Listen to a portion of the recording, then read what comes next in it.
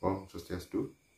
Perkenalkan, nama saya Iputu D. Wahyu Sabah, absen 15 dari kelas 12 MIPA 3. Pada ujian praktek PPKN ini saya akan membahas tentang konflik Laut Cina Selatan.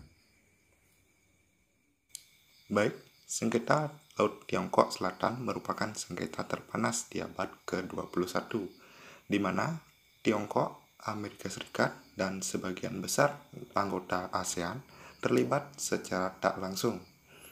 Ada 3 hal mengapa negara tersebut terlibat dalam konflik Laut Cina Selatan, yaitu yang pertama, wilayah laut dan gugusan kepulauan di Laut Tiongkok Selatan mengandung sumber kekayaan alam yang sangat besar, meliputi kandungan minyak dan gas bumi serta kekayaan laut lainnya.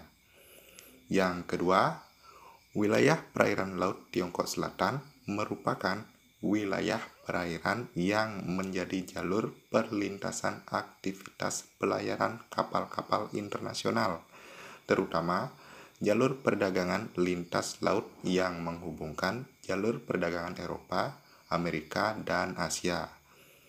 Dan yang terakhir itu pertumbuhan ekonomi yang cukup pesat di Asia.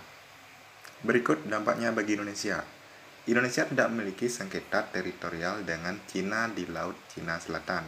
Meski begitu, manuver puluhan kapal ikan Cina yang kerap kedapatan berlayar di dekat perairan Natuna yang masih menjadi bagian dari zona ekonomi eksklusif Indonesia kerap membuat Jakarta ketar-ketir.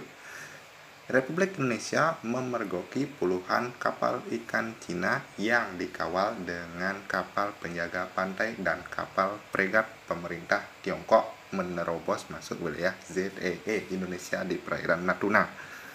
Selain menerobos, kapal-kapal Cina itu juga turut mengambil ikan di wilayah ZEE Indonesia. Republik Indonesia telah melayangkan nota protes terhadap Cina. Namun, Beijing mementahkan dengan menyatakan bahwa negaranya memiliki hak historis dan berdaulat atas perairan di sekitar Kepulauan Nansa di Laut Cina Selatan, yang dianggap Jakarta masih wilayah ZEE Indonesia.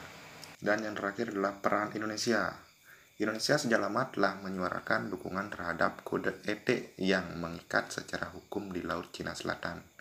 Ketika konferensi Phnom Penh ASEAN gagal mewujudkan pernyataan sikap bersama untuk pertama kalinya dalam sejarah organisasi akibat adanya tekanan Cina mengenai pertikaian di Laut Cina Selatan.